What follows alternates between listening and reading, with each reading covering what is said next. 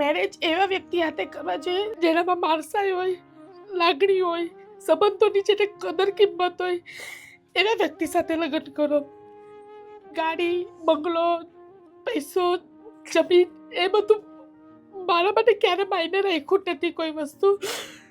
બસ એક જ સલાહ આપીશ કે પોસિબલ હોય ત્યાં સુધી મા બાપ કે ત્યાં જ તમે મેરેજ કરો. જેને સંબંધોની કદર હોય, જે લોકોને પ્રેમ લાગણી હોય એકબીજા પ્રત્યે, એવા ઘરમાં લગ્ન કરો. આજની જનરેશનને ખાલી જ સલાહ આપું, બીજું કંઈ નહીં. કે બહેકાવામાં આવીને કોઈ એક્સાઇટમેન્ટમાં કોઈ એટ્રેક્શન થઈને કોઈ ડિસિઝન નહીં લે મેરેજનો. કંઈક અમુક લોકો માટે લગ્ન એટલે ઢીકલા ઢીકલીના ખેલ હોય છે, પણ આ બે વાળા પર હું રીતે ને એ લોકોને નહીં ખબર હતી.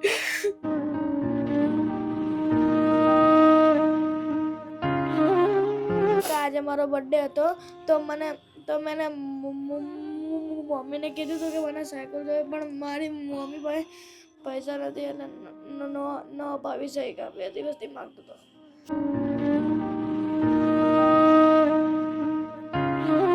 તો બેન, પહેલાં તો મારું નામ નિલેશભાઈ છે અને તમારું નામ શું છે? મારું નામ દેવાશ્રી છે. અને હાલમાં શું તકલીફ પડે છે અને પરિવારમાં કોણ કોણ છે બેન? સૌથી વધારે ભાઈ હું એકલા હાથે, હું ડિવોર્સી છું. મારા માથે મારા છોકરાની, મારા મા બાપની જવાબદારી છે. મારે કોઈ ભાઈ બી નથી. હું એકલા હાથે ઘરની જવાબદારી નિભાવું છું અને એકલા હાથે બધું કરું છું. બહુ તકલીફ પડે છે. તમારા જેવા લોકોનો સાથ સહકાર મળે એ ભગવાનને પ્રાર્થના કરું. બસ સાથ સહકાર મળે, બસ એ જ હિંમતથી હું ટકેલી છું. બાકી હું બહુ જ તૂટી ગઈ છું. મને પોતાને પણ ડાયાબિટીસ છે. મારી તબિયતથી પણ હું તૂટેલી છું. છતાં મને કંઈ થાય તો મારા છોકરાનું શું એમ વિચારીને હું હિંમત રાખું છું. પ્લીઝ પહેલાં તો બેન તમે રડો નહીં. રડવું એટલા માટે આવે કે મને મારા છોકરાનું બસ એજ્યુકેશન પૂરું થાય સારી રીતે. એકલી સ્ત્રીને જીવવું એટલે બહુ જ હાર્ડ, અને પણ ડિવોર્સી સ્ત્રીને સમાજ બહુ જ તુચ્છ નજરથી જોઈ. ખરેખર શું છે એ લોકો જોવા નથી આવ્યા કે મારા ડિવોર્સ શું કામ થયા. લોકોને એમ જ છે કે ભાઈ ડિવોર્સ થયા લાલચ વાંક હશે, પણ શું છે હકીકત કોઈ જોવા નથી આવ્યું. આજે એનો જન્મદિવસ છે મારા છોકરાનો. એણે સાયકલની ડિમાન્ડ કરી, પણ મારી કેપેસિટી છે જ નહીં કે હું એને સાયકલ અપાવી શકું. હેપી બર્થડે બેટા. Thank you. મને સાયકલ જોતી હતી. સાયકલ જોતી હતી.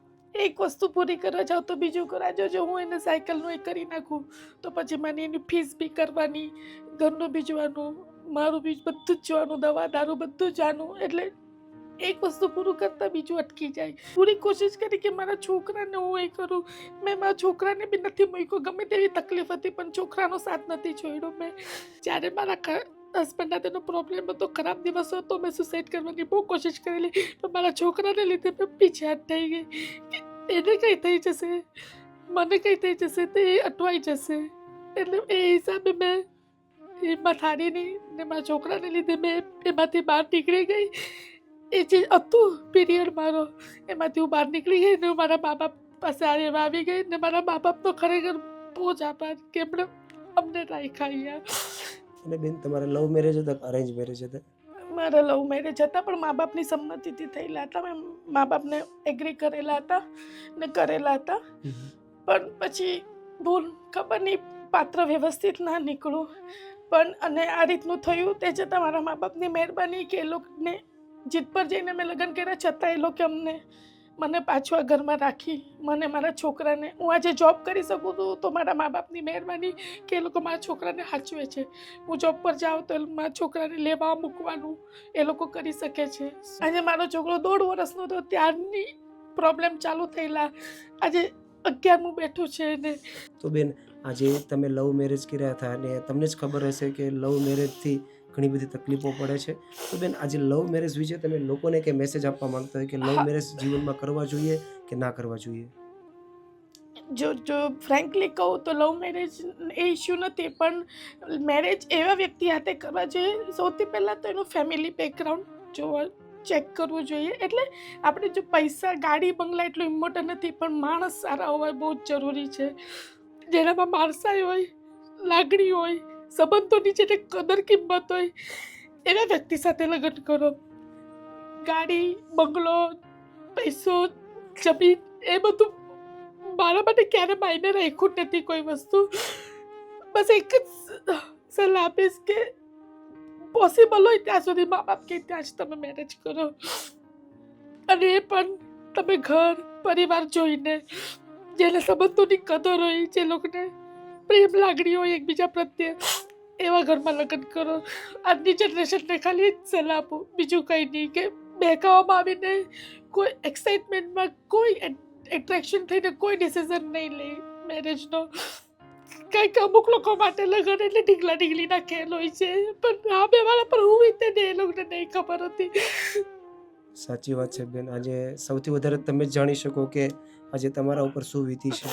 આજે એ લોકોથી વિરુદ્ધ જઈને ભાગીને નથી કર્યા, પણ એ લોકોની જીત પર એગ્રી કરીને મેં લગ્ન કરેલા. પણ મને ખબર છે મારી હાલત કેવી છે આજે. જો એ લોકો નહીં હતા તો હું ખબર નહીં મારી હાલત શું હતી અત્યારે. હું ને મારો છોકરો કાં તે ખબર નહીં. અને પ્લીઝ પહેલાં તો તમે રડો નહીં. કે આજે મારો બર્થડે હતો, તો મેં મમ્મીને કીધું હતું કે મને સાયકલ જોઈએ, પણ મારી મમ્મી પાસે પૈસા નથી એટલે ન અપાવી શક્યા. 2 દિવસથી માગતો હતો.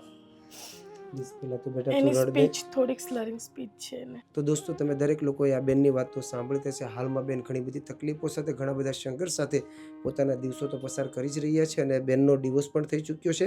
આજે એમની ઉપર એમના દીકરાની જવાબદારી છે, એના મમ્મી પપ્પાની જવાબદારી છે, અને પરિવારની અંદર બેનને કોઈ જ નથી, એમનો ભાઈ પણ નથી.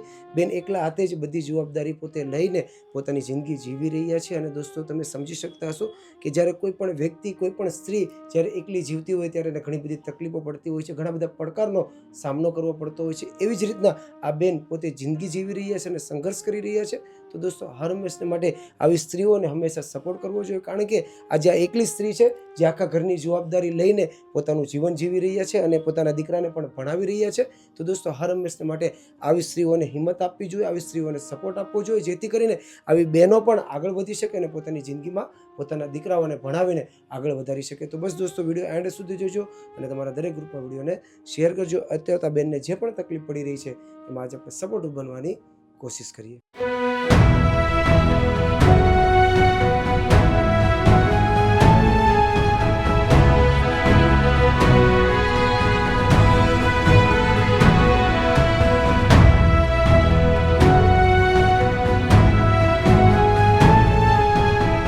તો દોસ્તો તમે દરેક લોકો આગળના વિડીયોમાં જોયું હશે કે આ બેન કઈ હાલત સાથે પોતાની જિંદગી જીવી રહ્યા હતા, અને ઘણી બધી તકલીફો સાથે, ઘણી બધી પીડાઓ સાથે અને ઘણા બધા સંઘર્ષ સાથે પોતાના દિવસો તો પસાર કરી જ રહ્યા હતા. પણ આજે બેનની ઉપર આખા ઘરની જવાબદારી હતી, એમના દીકરાને ભણાવવો, એમના મમ્મી પપ્પાની સેવા કરવાનો, અને ઘણી બધી જવાબદારીઓ સાથે અને બીમારી સાથે લડીને પોતાની જિંદગી જીવી રહ્યા હતા.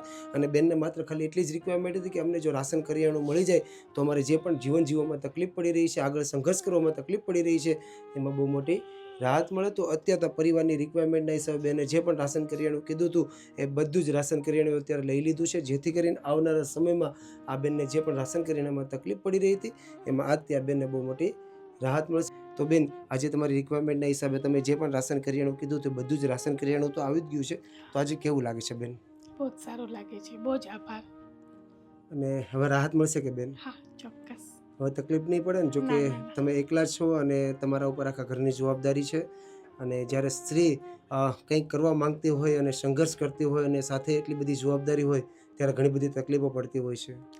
હિંમત આવશે હવે. બિલકુલ સાચી વાત છે. હવે તમે આરામથી તમારા દિવસો પસાર કરી શકશો. અને બેન આજે આપણને સંપૂર્ણ રાશન કરિયાણા માટે જેણે સપોર્ટ કર્યો છે એમનું નામ છે મધુરમ સોની, અને ધ્રુવભાઈ શાહ અને નિલેશભાઈ શાહના પૂરા પરિવાર તરફથી તમને આજે આ સંપૂર્ણ મદદ કરવામાં આવી છે. તો આજે તમે મધુરમ સોની અને ધ્રુવભાઈ શાહ અને નિલેશભાઈ શાહને કંઈ કહેવા માંગતા હોય તો બેન? 3 વડીલોનો દિલથી બહુ જ આભાર. એમના સહાયથી મને થોડી હિંમત મળી છે, અને હવે હું થોડું સંઘર્ષ મારું થોડું ઓછું થશે અને હું થોડું મારા પગારમાંથી બચત કરી શકીશ. દિલથી આભાર વડીલોનો. થેન્ક યુ સો મચ બેન, થેન્ક યુ સો મચ. કેવું લાગે છે બેટા આજે? બહુ મસ્ત લાગે છે. હવે રાહત મળશે ને બેટા? હા. અને આજે આપણને ખાસ આ કાર્ય માટે સપોર્ટ કર્યો છે એમને તું કંઈ કહેવા માંગતો હોય તો બેટા? Thank you. Thank you so much બેટા. તો thank you so much Madhuram Soni, ધ્રુવભાઈ શાહ અને નિલેશભાઈ શાહ. આજે તમારા પૂરા પરિવાર તરફથી તમે એક એવા જરૂરિયાતમંદ પરિવારને સપોર્ટિવ બન્યા છો કે આ પરિવાર ઘણી બધી તકલીફો સાથે, ઘણા બધા સંઘર્ષ સાથે પોતાના દિવસો તો પસાર કરી જ રહ્યો હતો, પણ આજે તમારા સપોર્ટથી, તમારા સહયોગથી આ પરિવારને બહુ મોટી રાહત મળી છે. તો આજે લાઈફ હેલ્પ ચેરિટેબલ ટ્રસ્ટની પૂરી ટીમ, મધુરમ સોની, ધ્રુવભાઈ શાહ અને નિલેશભાઈ શાહનો પૂરા પરિવારનો દિલથી આભાર વ્યક્ત કરે છે. તમે જ્યાં પણ હો ત્યાં ભગવાન તમને અને તમારા પૂરા પરિવારને તન મન ધનથી તંદુરસ્ત રાખે. બસ હર હંમેશને માટે આયુષ્યના જરૂરિયાતમંદ લોકો માટે અને નિરાધાર લોકો માટે સપોર્ટર બનતા રહેજો. Once again thank you so much Madhuram Soni, ધ્રુવભાઈ શાહ અને નિલેશભાઈ શાહ. આજે અમારી પૂરી ટીમ ફરીથી તમારો દિલથી આભાર વ્યક્ત કરે છે.